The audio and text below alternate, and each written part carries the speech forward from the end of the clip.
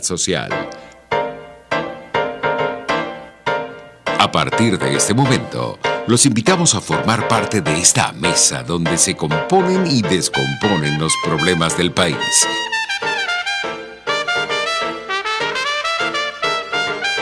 RCR presenta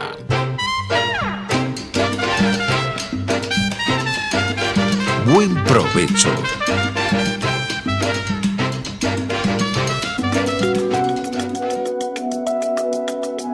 Monitor de Derechos Humanos, con el abogado penalista Fernando Fernández. Buen mediodía y buen provecho les deseamos a todas las personas que nos escuchen.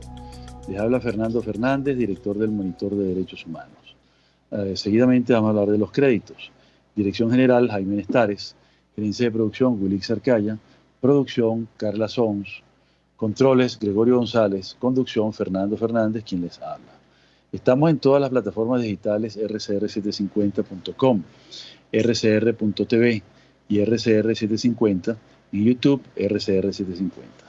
RCR es la radio que se ve. Hoy vamos a hacer un análisis crítico de la llamada ley antibloqueo. Vamos a tratar de ver sus coordenadas fundamentales, los problemas filosóficos que ella nos trae y muy principalmente los problemas prácticos que ella acarrea, ¿no?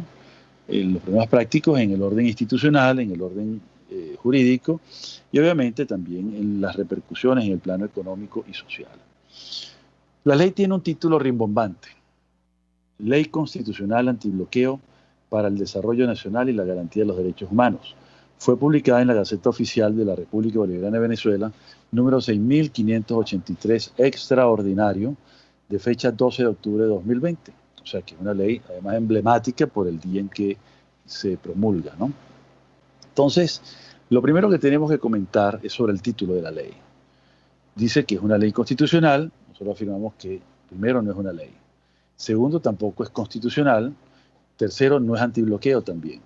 Y de otra parte, tampoco traerá desarrollo ni garantizará los derechos humanos. Vamos a desarrollar este tema de seguida, ¿no? Se trata pues de un hecho constatable, un hecho que ocurrió, pero que se trata de una imposición, no es derecho, es un acto de fuerza. Eso ya lo han afirmado los más notables constitucionalistas del país y yo creo que es un tema que hay que abordar de esa manera, de forma directa y de forma muy clara y sin ningún tamiz y ningún disimulo, ¿no? Se trata de, como hemos afirmado en otros trabajos anteriores que he publicado, un trabajo sobre el Estado dual o anómico y una monografía que publiqué sobre este asunto y el derecho penal del enemigo, ¿no? Este Estado dual se ha venido montando progresivamente, de manera continua, lenta pero sin pausa, ¿no? Se ha montado con las más de 300 leyes producidas bajo el manto de las leyes habilitantes. Recordemos que desde los años 2000, empezando los 2000, comenzaron las leyes habilitantes. Si la memoria no nos falla, desde el 2001 en adelante. Esa empezó Hugo Chávez y después Nicolás Maduro, ha continuado, ¿no? Hasta el punto en que ya no tenía una asamblea que se las aprobara. Entonces entramos en los estados de excepción, que es la otra parte. Sería como la segunda etapa de la conformación de este estado dual.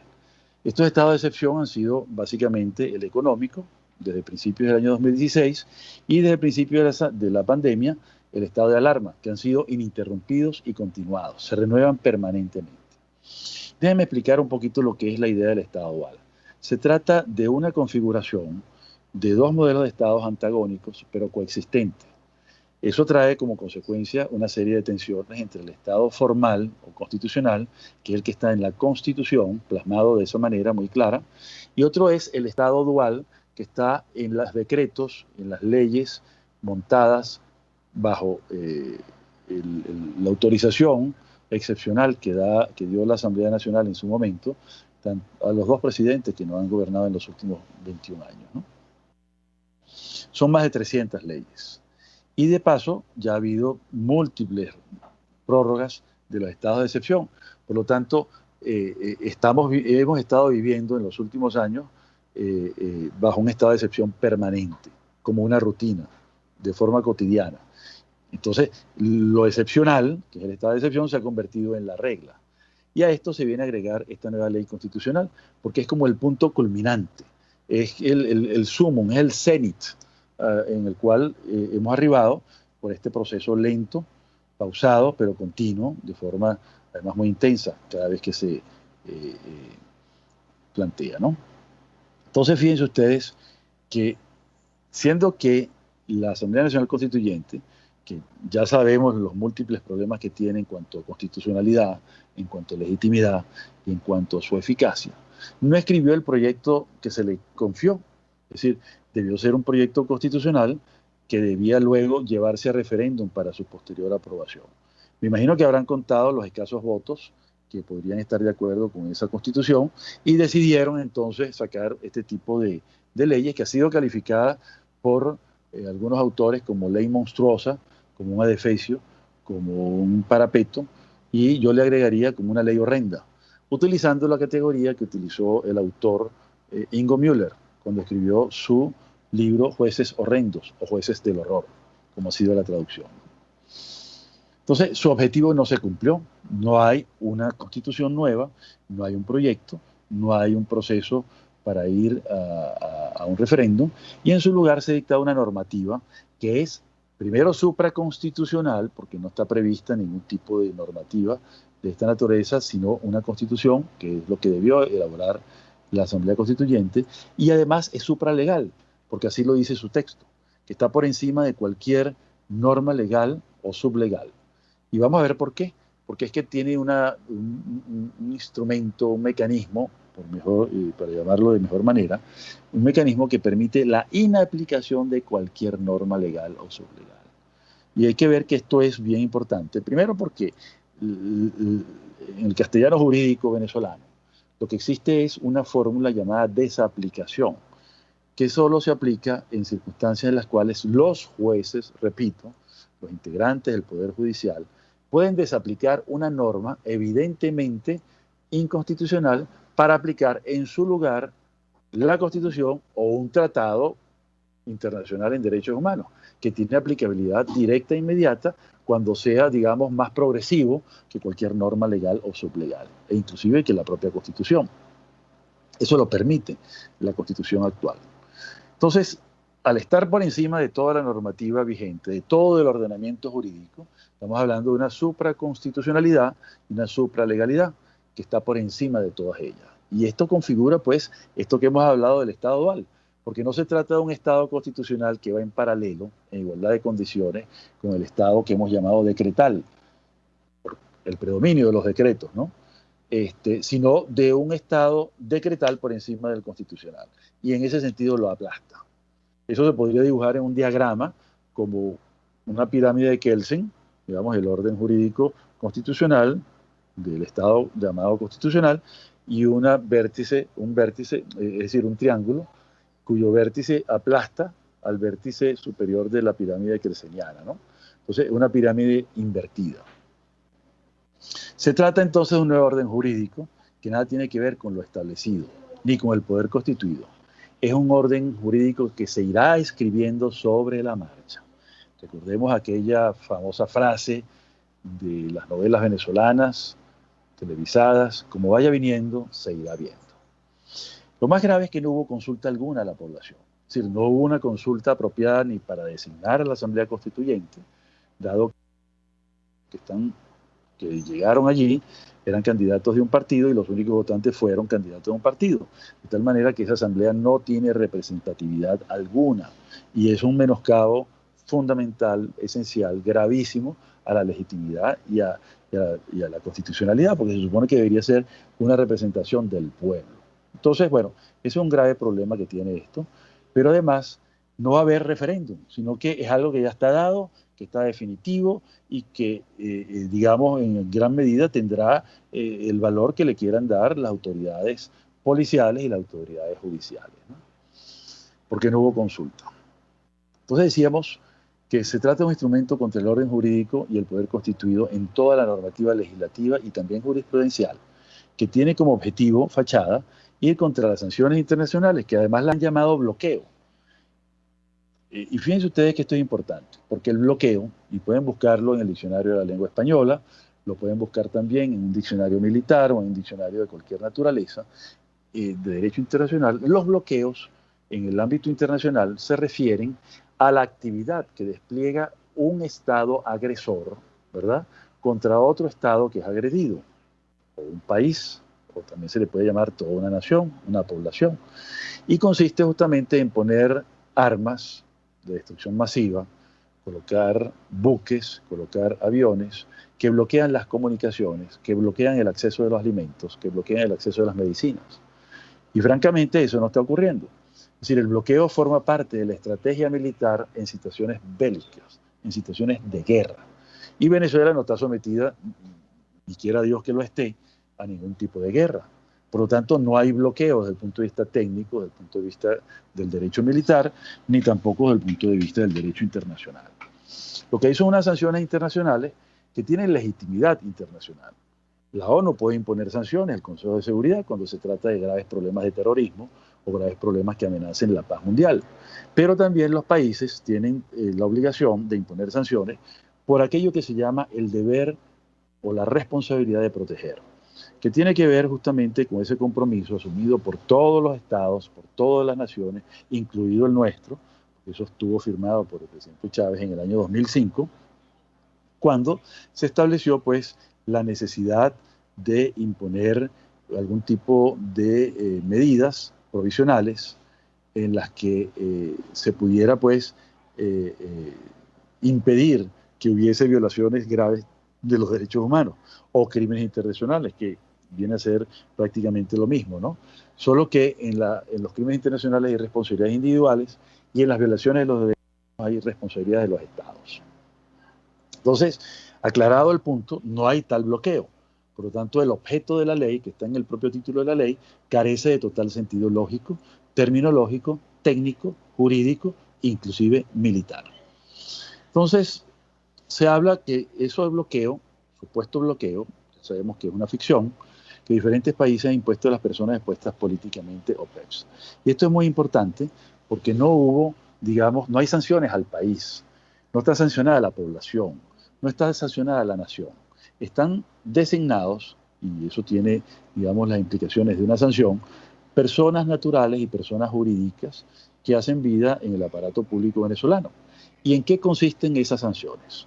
En prohibirles a las personas norteamericanas, sean jurídicas o sean naturales, es decir, los US persons, que son aquellas personas que tienen negocios, domicilio, residencia, o son nacionales de ese país, inclusive empresas, ¿no?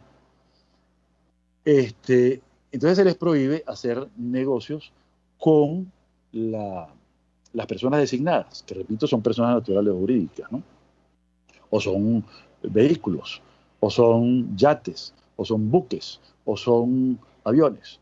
Y entonces, lo que busca la institución que impone las sanciones es que de hacer negocio o de ser necesario tendría que contarse con la autorización del poder, de la autoridad, de la agencia que impuso tales sanciones, ¿no? De tal manera que no es que haya una prohibición total y absoluta de realizar negocios, sino que se requeriría una autorización llamada licencia.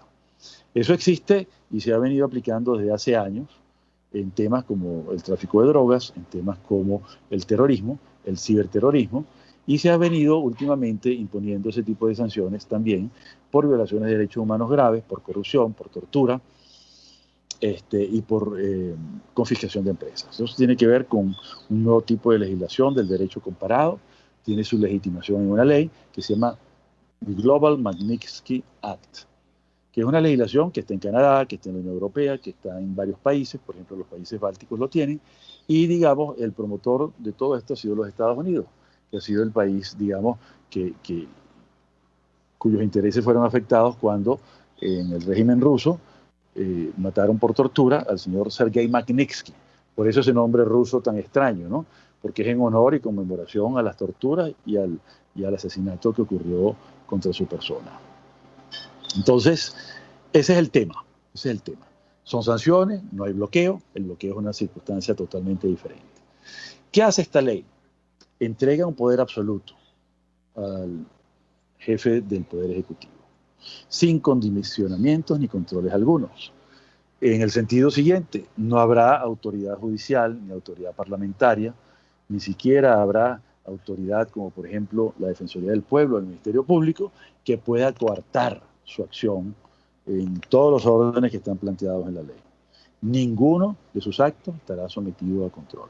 Es más, es tan absoluto esto que toda negociación que vayan a hacer, por ejemplo, privatizar una empresa del Estado, por ejemplo, hacer una asociación estratégica con una empresa extranjera, por ejemplo, constituir una empresa mixta, por ejemplo, constituir una empresa en el exterior, es absolutamente secreto. Eso pasará a regir el sistema del secreto de Estado planteado en la Ley Orgánica de Seguridad de la Nación. Entonces, aquí hay que recordar lo que dijo Lord Acton, importante académico y también político inglés, y que es un clásico, formuló prácticamente lo que es la ley de hierro de la corrupción. Y dijo así: todo poder tiende a corromper, y todo poder absoluto corrompe absolutamente. De tal manera, pues, que el poder absoluto, por eso la Ilustración irrumpió en la historia de la humanidad frente a las monarquías absolutistas, porque los reyes ejecutaban sus acciones políticas, legislaban, porque eran quienes tenían el poder de hacer leyes, edictos, decretos, etc. Y de otra parte, también eran jueces.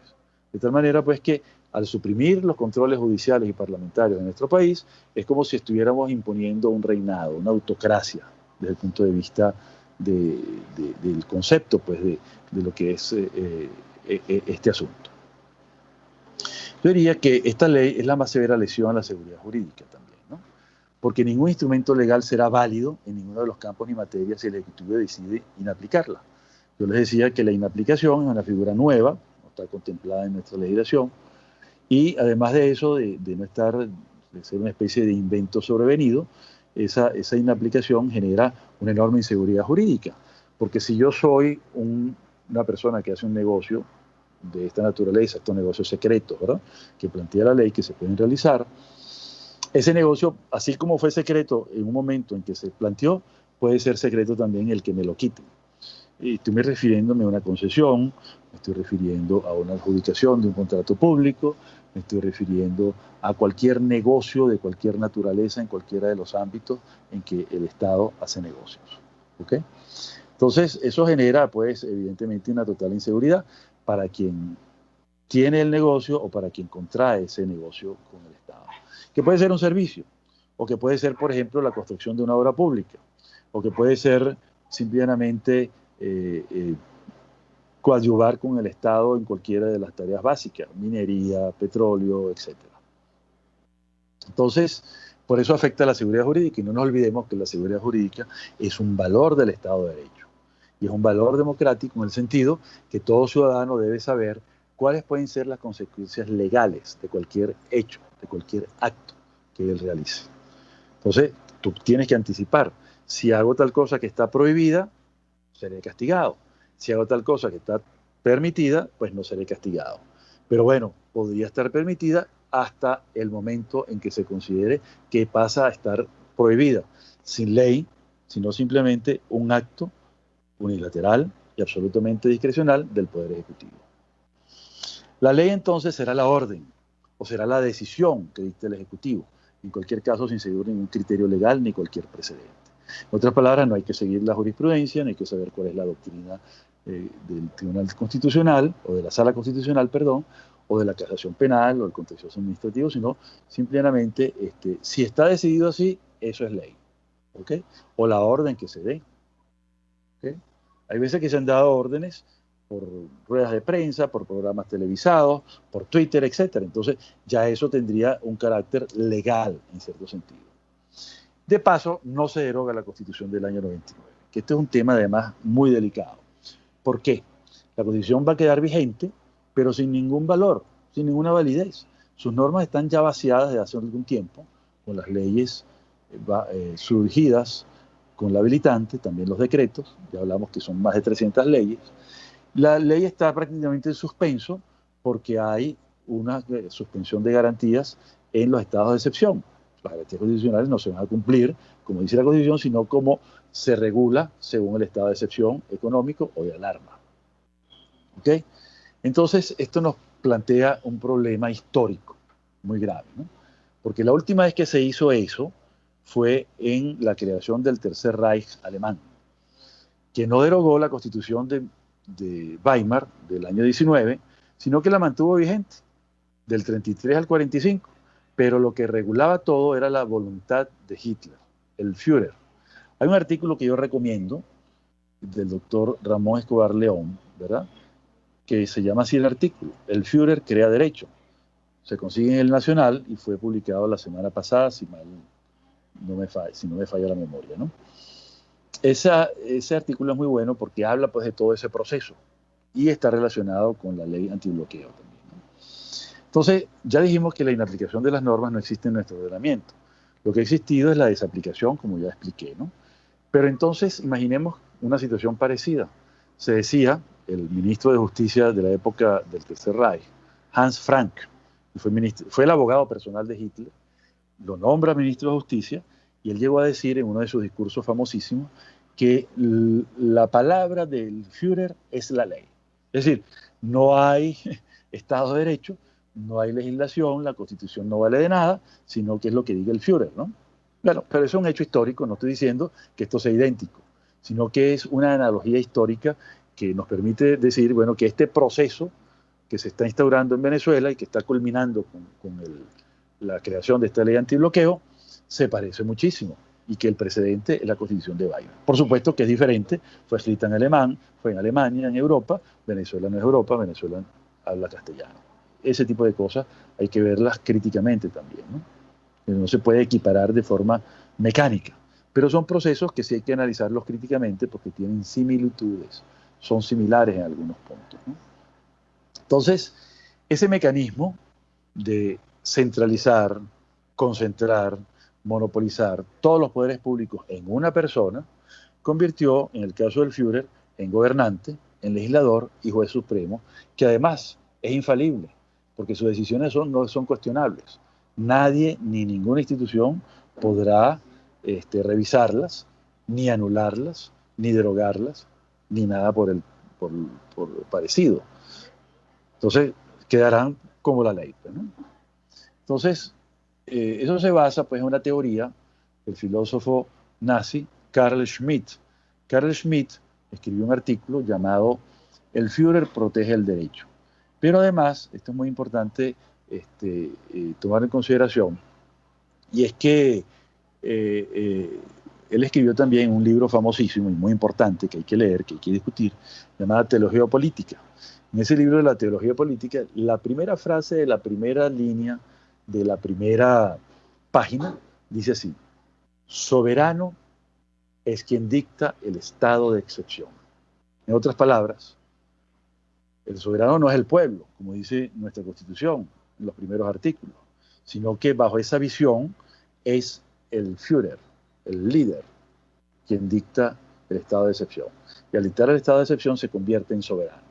Es decir, es una puesta al día, es un ayornamiento de lo que fueron los reyes absolutistas, echando por tierra todo el aparataje institucional que tiene el Estado de Derecho, con base pues en el gran aporte de la Ilustración y sobre todo de la Revolución Francesa y de la democracia en el mundo, ¿no?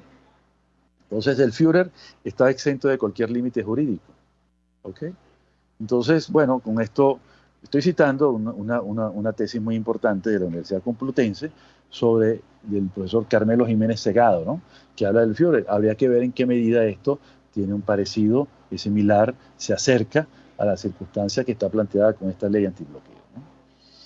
Entonces, el otro gran problema que tiene esta ley es el problema del secretismo, ¿no? Tiene otros problemas también. Cuando se habla de derechos humanos, que queda prácticamente como una fachada, con el tema de la corrupción, ¿ok?, y con el tema económico, por las empresas que podrían venderse, los activos que podrían entregarse, y quién sabe a qué precios, también por las asociaciones que puedan realizarse, e inclusive hay un tema geopolítico muy delicado, porque se plantea la posibilidad irrestricta, sin necesidad de ley aprobatoria, de cualquier tratado bilateral o multilateral. De tal manera, pues, que bajo esa figura pudiera haber un tratado de convertirnos en otra nación, o de unirnos a otra nación, o de ceder parte del territorio, ¿ok? O de obtener un territorio de otra nación, cosa que dudo muchísimo, ¿no? Entonces, bueno, veamos un poco las implicaciones sobre el tema del secreto, que es un tema sumamente importante. El tema del secreto plantea primero la opacidad, la falta de transparencia. Ya sabemos que por esta circunstancia, y ya lo hemos visto con todos los decretos habilitantes, derivados de las leyes habilitantes, y con el sistema de leyes de, ¿cómo se llama? Leyes de excepción, decretos de estado de excepción, que, digamos, las cosas salen de la noche a la mañana y uno se entera, porque sin ninguna consulta, porque el ciudadano no ha sido consultado, que tal norma entró en vigencia. Entonces, uno tiene que acomodar su conducta a la norma, ¿no? Entonces, la falta de transparencia es una perturbación en el orden social, es una perturbación en el ámbito de los derechos individuales, de los derechos sociales, de los derechos económicos, porque se regula según la visión personal, unilateral, de la persona que se trate, ¿no? Vamos a tomarnos un descanso, unos minutos, y volvemos a continuación una vez que vayamos. Usted escucha Buen Provecho por rcr.tv, la radio que se ve. Sintonícenos a través de Periscope.